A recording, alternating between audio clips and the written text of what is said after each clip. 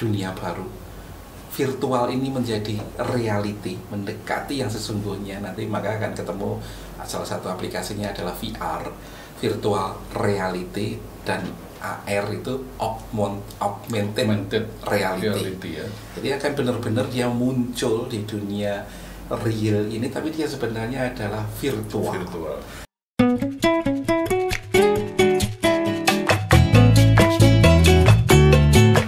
Kita siang ini dapat kesempatan luar biasa bisa menghadirkan sahabat saya ini, Pak Sutanto. Ya sebetulnya ini bukan pertama kali beliau hadir di Akbara, tetapi kali ini berbeda karena setelah pandemi sekian lama baru inilah kami ketemu, dan ada satu kegalauan yang ingin saya curhatkan ke beliau karena saya tahu beliau banyak pengetahuan ya, banyak tahu. Ini Pak Tanto, jadi tahu-tahu beberapa waktu yang lalu, belum lama, Mark Zuckerberg sudah mengganti Facebook dengan Meta. Dan itu proyek besar, katanya 10 miliar dolar. Itu ya. Artinya lebih dari 140 triliun rupiah. Kemudian ada yang menyejukkan juga, nanti mudah-mudahan kita bisa lihat. Ternyata presiden kita juga sudah aware, respon itu ya, tentang metaverse. Saya mau tanya ke ahlinya ini, Pak Tanto ini. Apa metaverse ini? Silakan. Jadi mungkin sebelum kita masuk ke filosofinya, ke definisinya, saya ingin gini Dok. Dr. Titis ini kan punya curiosity yang tinggi ya, rasa ingin tahunya. Saya masuk itu menunjukkan bahwa saya orang bodoh, Pak. Tidak, itu justru orang pintar di situ ya. Artinya begini, saya ngambil contoh perumpamaan gini Dok. Ketika saya mungkin jadi penerbang atau pilot pesawat tempur F-16 misalnya ya, miliknya TNI AU kan, punya juga Sukhoi F-16, terus ada juga ini mau beli yang dari Perancis itu.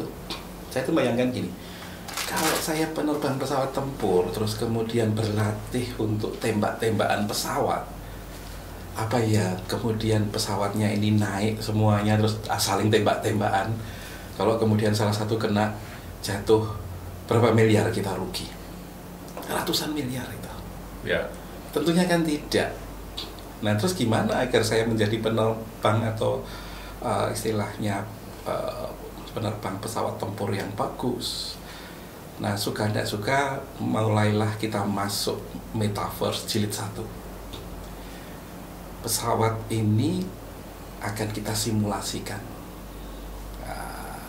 Saya akan naik ke kokpit pesawat, saya akan bawa rudal naik ke atas, saya taruh di tempatnya, kemudian pesawat bergerak dengan kecepatan sekian, dengan sudut elevasi sekian, saya kunci, klik, kemudian saya tembakkan rudal itu, tapi sebenarnya rudal tidak bergerak.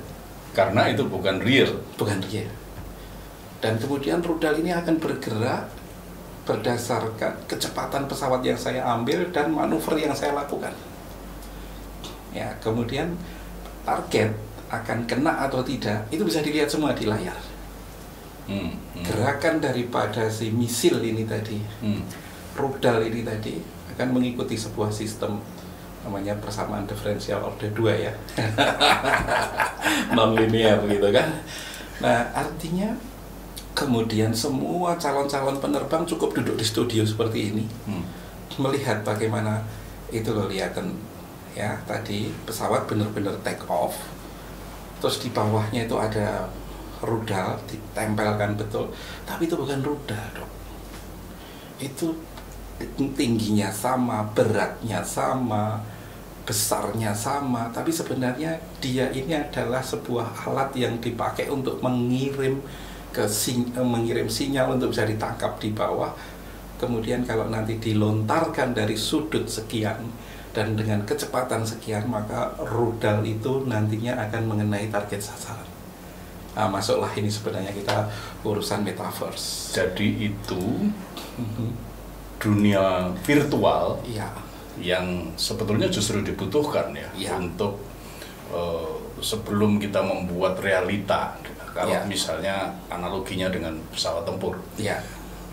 Tapi kembali lagi, metaverse, meta itu beyond ya. Verse itu katanya dari kata universal. Universe. Jadi di balik alam semesta ini orang-orang seperti Mark Zuckerberg kepingin menciptakan dunia lain. Ya, betul. Persis seperti di TNI AU tadi, Pak. Yang boleh masuk ke situ hanyalah orang-orang yang memang punya kunci, punya password untuk datang ke simulasi itu. Namanya ACMI, Air Combat Maneuvering Instrumentation. Harganya triliunan itu, Dok. Itu hanya baru mensimulasikan gerakan rudal dan gerakan pesawat. Dan saya sebagai pilot bisa masuk ke situ. Kemudian musuh tadi bisa masuk ke situ semua. Kemudian gerakan daripada rudal benar-benar dibuat persis seperti ketika rudal itu ditembakkan. Jadi dunia apa ini? Pertanyaannya. Ya, itu. Ini perang, tapi kemudian pesawatnya tidak jatuh, tapi kemudian saya mengatakan, you berhasil nembak. Pesawatnya tidak terbakar, misilnya tidak meledak, tapi Anda benar-benar sudah hebat itu. Kalau nanti perang sungguhan, kalian memang penerbang-penerbang yang jitu.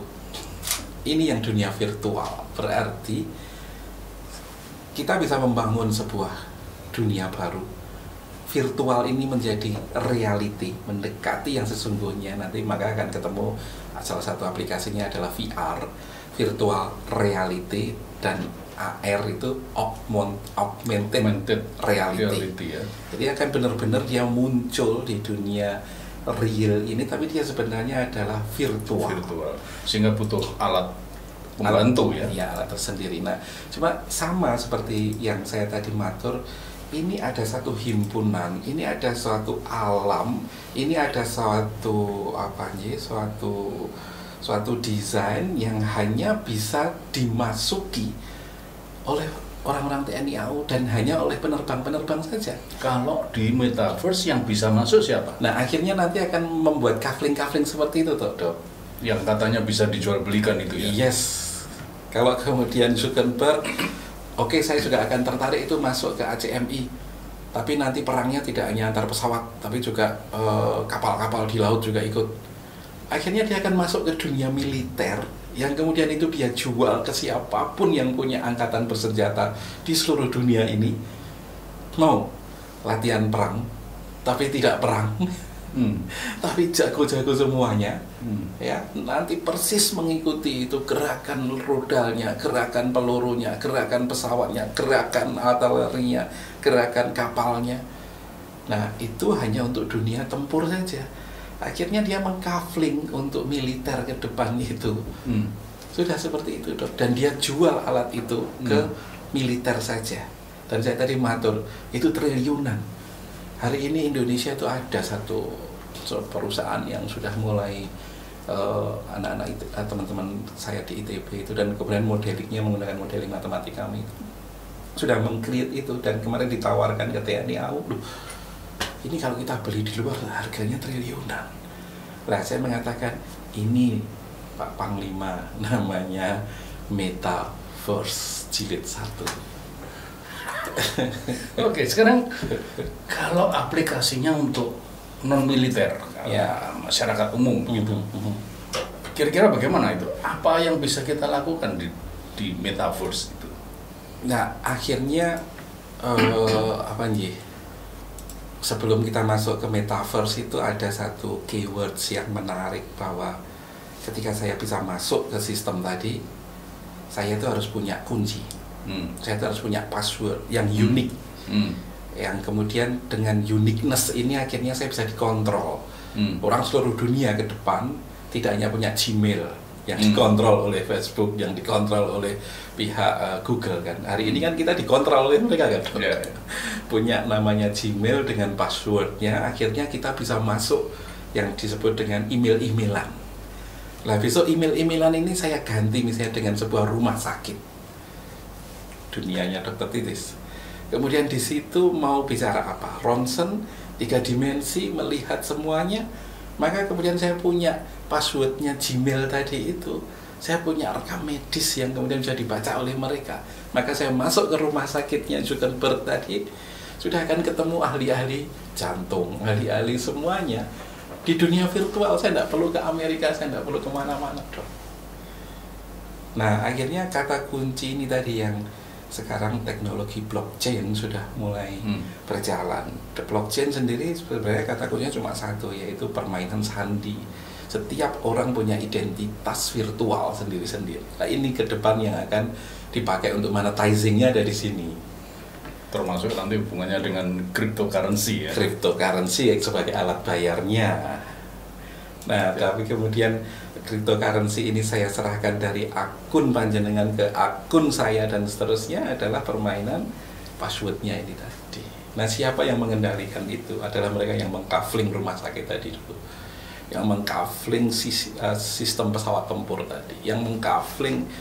Nah, akhirnya saya melihat dunia ini, bumi ini memang cuma satu, tapi ya, multiverse ada di banyak layer bisa kita bisa di-create sendiri. Yes. Tanpa batas. Dan kayaknya ini sebuah keniscayaan ya, yang tidak bisa dibendung dan semua orang harus dipaksa untuk masuk ke sistem itu. Betul, dan yang sekarang menarik adalah menyampaikan ini menjadi tidak sulit tatkala anak-anak umur 5 tahun, 7 tahun, 10 tahun, mohon maaf sudah bermain dengan sistem game online. Saya bisa berkelahi dengan teman saya yang ada di Yugoslavia misalnya, di Slovakia misalnya, dengan skin ini saya ganti, dengan pedang ini saya ganti. Artinya dalam dunia bisnis apapun ketika meng-create sesuatu yang baru dan pada tataran sosialisasinya itu memang sudah masuk ke kita, maka menggerakkan ini bukan sesuatu yang sulit. Bahasanya sudah universal. Anak-anak sekarang itu, dok, jualan skin itu satu anak itu sebulan bisa dapat 10 juta atau 17 juta. Itu hanya untuk skin yang nempel di lakon yang dia mainkan di avatarnya. Di avatar. Coba bayangkan. Makanya sekarang kita ngomong avatar, ngomong skin, ngomong ini, ngomong itu, bukan sesuatu yang sulit lagi kok. Maka kalau kemudian dunia virtualnya Mark ini benar-benar jadi satu saja, dan pasti dia akan membidik satu hal yang dibutuhkan oleh orang seluruh dunia, itu sudah nyambung ke sana. Dan kalau kita terlambat ya itu tadi. 5 tahun yang lalu saya ingat betul, saya ketemu dengan pemiliknya Facebook yang namanya Mark Zuckerberg. Saya diajak saat itu main pingpong. Tapi tidak ada bola pingpongnya, tidak ada meja pingpongnya. Maka kacamata, Oculus, kemudian main bersama. Sama kayak main pingpong persis 100%. Tak, tok, tak, tok. Teringatan juga. Ya, terima kasih. Jadi Pak Jokowi ini pernah main pingpong dengan Mark Zuckerberg, dengan Oculus, menggunakan Oculus.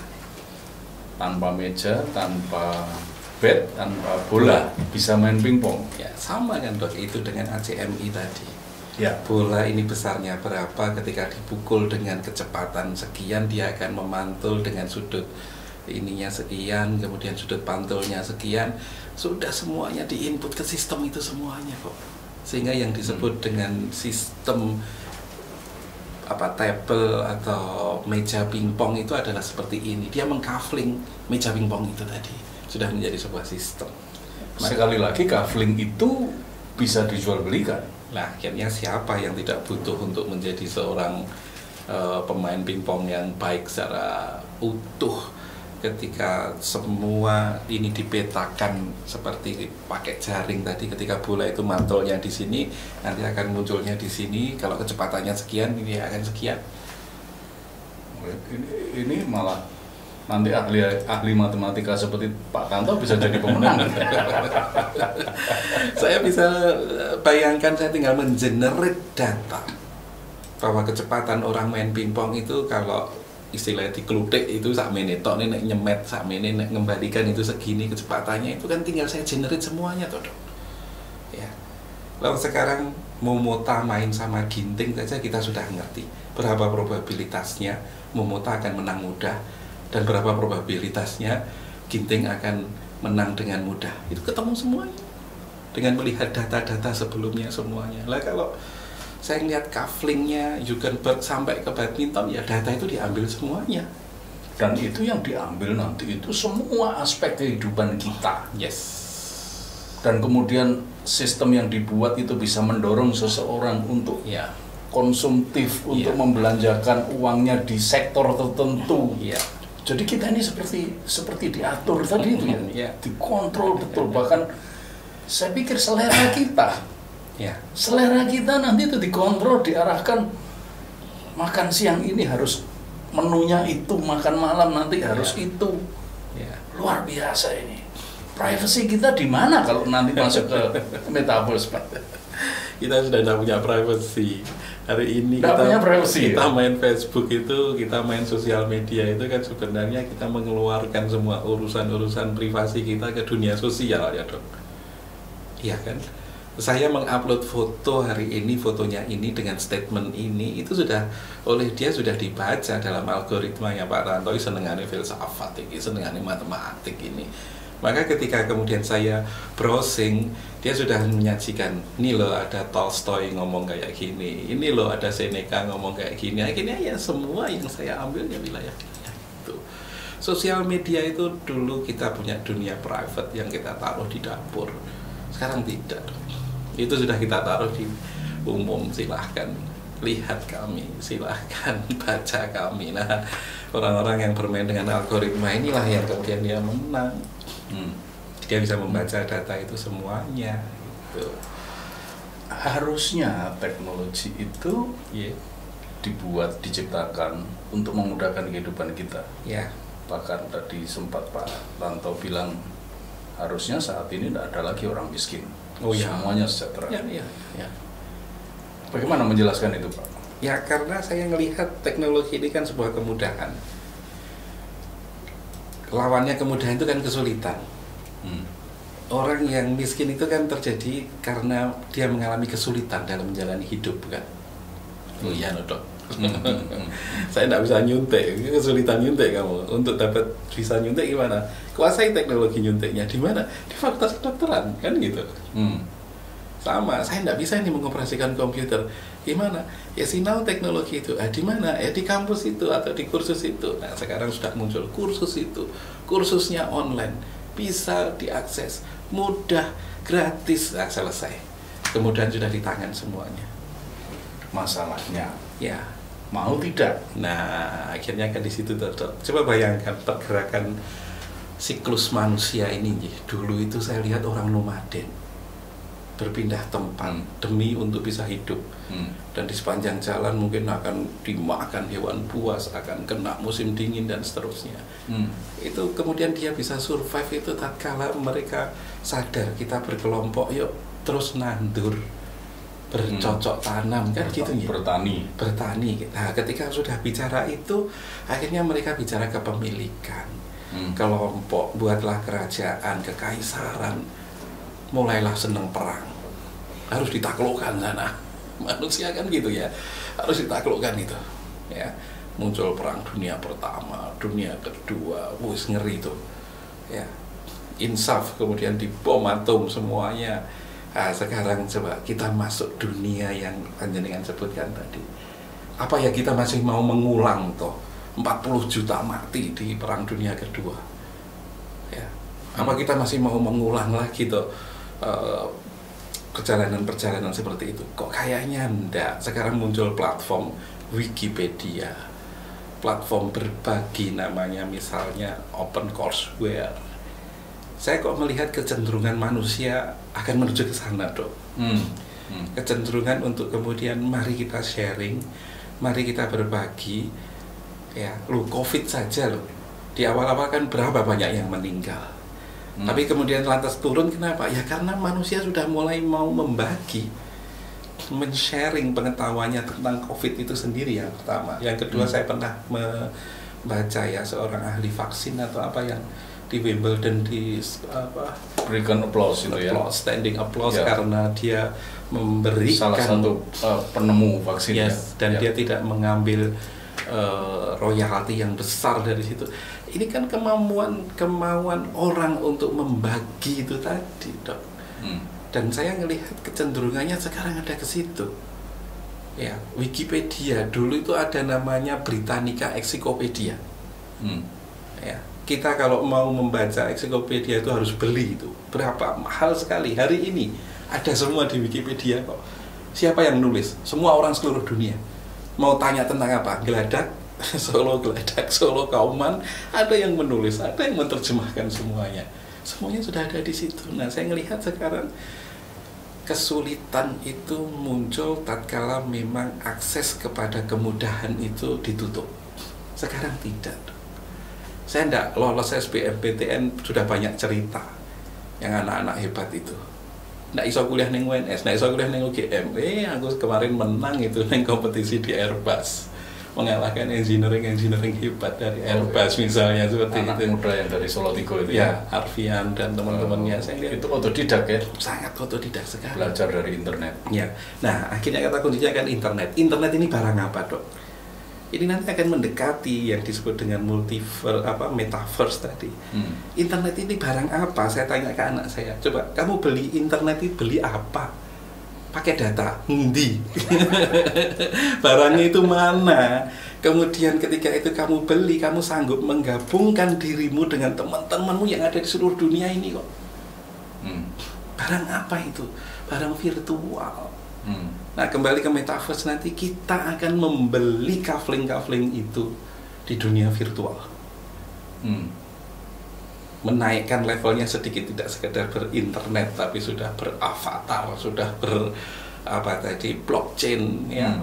Sudah kemudian akhirnya kita masuk ke dalam dunia metaverse itu tadi. Tapi ada loh kelompok masyarakat yang skeptis, yang bahkan menentang program ini, metaverse ini. Ya. Bahkan dari segi namanya aja sudah rame kan. Katanya Mark Zuckerberg sebagai orang Yahudi diragukan apa ndak ngerti bahwa meta itu di bahasa Ibrani artinya mati atau kematian.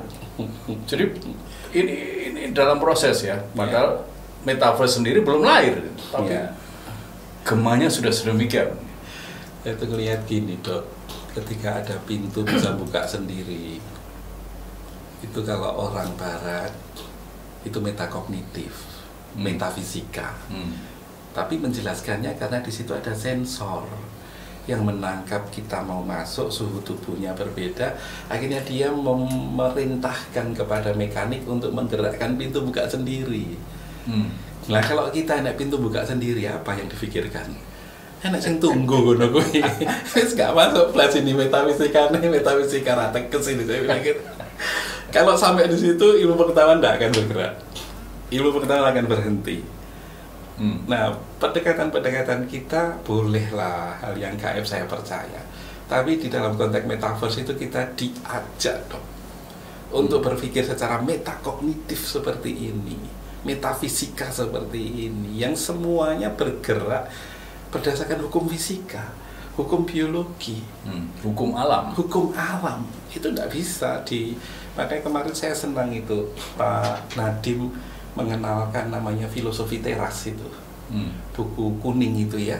Filosofi teras itu sebenarnya itu adalah aliran stoicism atau stoikisme kalau dalam bahasa Indonesia. Orang-orang Stoa itu adalah orang-orang yang sangat percaya pada keperjalanan hukum alam itu. Dan dia memang percaya bahwa formulasi, rumus itu adalah kalimat Tuhan yang menjelaskan hukum-hukum alam ini terjadi. Jadi itu bukan undercover atau no. tidak, itu hukum alam, hanya kemudian kita belum bisa memecahkan, kita belum bisa menjelaskan menjadi formulasi. Nah, orang-orang Stoa itu menjadi lebih tentram hidupnya, karena dia percaya dengan itu. Wah, ini macet. Ya iyalah, kalau orang Stoa bisa menjelaskan. Kenapa? Karena panjang jalannya itu tidak sebanding dengan volume mobil yang masuk. Selalu bertambah, tapi badan jalannya tidak bertambah. Orang Stoa bisa langsung bermain dalam formulasi seperti itu. Kemarin gagal panen kita, ya iyalah, kamu membunuh semua ular di sekitar desa, kamu bunuh semua. Padahal ular itu yang ditugasi memakan tikus, memakan ini. Akhirnya ularnya kamu bunuh, tikusnya melimpah, dia makan padi kita, misalnya gitu. Nah, ini orang-orang Stoa, Dok. Jadi saya melihat ya, kalau orang-orang kita berhasil ya sedikit banyak mensikapi datangnya metaverse itu, saya melihat ya sebenarnya kita punya kemampuan dan kebisaan untuk sampai ke sana. Kita itu maksudnya bangsa Indonesia. Ya contohnya di awal tadi saya matur adanya Air Combat Maneuvering Instrumentation. Saya pikir waktu itu yang bisa membuatkan cuma Jerman, termasuk Sukhoi yang bikin pesawat itu ya, terus kemudian F-16 ya. Loh, ternyata orang-orang Indonesia aja bisa bikin itu. Dan TNI pun sekarang sudah, kita nggak usah belanja keluar, belanja ke negeri sendiri. Nah, saya ngeliat bisa kok. Wong itu juga hukum alam yang kemudian dalam aturannya itu kalimat-kalimatnya itu ditata dalam sebuah formulasi, bisa dipelajari semua. Dan saya cerita begini, mungkin Dokter Titi setelah ini langsung buka ACMI, enter, keluar kabeh bisa. Nah, aku setelah jadi wong pinter meneh lagi. Jadi Pak Tanto termasuk yang optimistik ya. Ya, perubahan yang terjadi hari ini itu orang-orang kita itu oke lah, menyambutnya masih pada tataran kalau disebut kognitif ya kognitif level 1 lah ya. Istilahnya mengingat, lantas kemudian ya sedikit mulai memahami gitu ya. Tapi untuk level kognitif menciptakan sesuatu ya sampai pada C4 itu masih perlu harus dipacu, masih perlu harus diberitahu. Nah, kita jangan hanya follower saja, kita jangan hanya pengguna saja. Sebenarnya kita bisa loh, ya tetap pakai jaket hijau driver Gojek, tapi yo ayo tuku pom bensin kayak bareng-bareng yuk, misalnya kayak gitu. Itu jadi pom bensin kita loh, nanti yang larisi ya kita sendiri, ayo bikin bengkel sendiri yuk. Nanti siapa yang punya bengkel itu ya 1000 driver Gojek gitu misalnya. Jadi saya ngeliat jangan hanya kemudian jadi follower, harus kreatif, inovatif gitu ya. Yes, lo saya bayangkan Dok, berapa driver Gojek kita? Ya, dia pakai seragam hijau itu ngalahkan TNI itu. Iyalah. Coba tak patungan. Satu orang 5 juta misalnya. Terus kalikan 1000 driver yang ada di Solo. Terus kita belilah itu pom bensin yang di Purwosari atau di mana, Dok. Kan punya pom bensin. Terus siapa yang beli bensin itu? 1000 driver itu sendiri. Ya, loh, kurang apa? Ya tidak ada yang kurang. Problemnya adalah ini bicara mari memimpin mereka. Siapa yang ditunjuk jadi pemimpin? Organisasinya sudah jelas, membernya sudah ada, jiwa korsanya sudah muncul. Ya, ini tinggal diaplikasikan ke bisnis kan selesai, Dok. Ya. Saya bisa mengakuisisi bengkel, saya bisa mengakuisisi underdeal spare part, saya bisa mengakuisisi bahkan pom bensin. Nanti yang beli di situ kita kasih poin dan seterusnya. Sudah menjadi sistem baru. Sistem baru ini yang sangat penting sekali. Saya kemarin tuh mengikuti progres dari Metaverse ini sebetulnya agak galau. Ini bagaimana nanti kita ini. Ya. Tapi setelah mendengarkan pemikirannya Pak Tanto, saya lebih ayem terus terang. Di problem utama kita hari ini sebenarnya adalah membahasakan dengan bahasa yang sederhana terlebih dahulunya. Metaverse, karena memang ini sesuatu yang kompleks. Ya. Nanti tools yang akan digunakan pun di dalamnya akan sangat kompleks sekali. Tapi kan itu relatif bisa dipelajari sepanjang berangkat dari sesuatu yang difahami secara sederhana. Dan sebetulnya kita masih cukup punya waktu ya, karena mungkin ini akan terjadi 5-10 tahun yang akan datang. Ya, kita tidak bisa memungkiri bahwa ini pasti akan datang. Hanya hitung-hitungan waktu saja nih. Nah sekarang itu tadi yang saya sempat matur, kita bisa masuk ke wilayah kemudahan tadi. Kemana orang-orang kita setelah diberitahu dengan bahasa yang simpel ini tadi untuk kemudian mendapatkan akses atas pengetahuan itu. Ini loh dong. Maka kalau kemudian kita penyelenggara pendidikan dan seterusnya harusnya segera mereformasi diri habis-habisan sudah. Oke Pak Tanto, terima kasih banyak. Siap. Kesempatan yang luar biasa, dan saya kalau ketemu beliau ini rasanya tidak cukup 2-3 hari untuk membicarakan satu topik. Siap. Jadi boleh lain kali saya undang lagi ya. Dengan senang hati.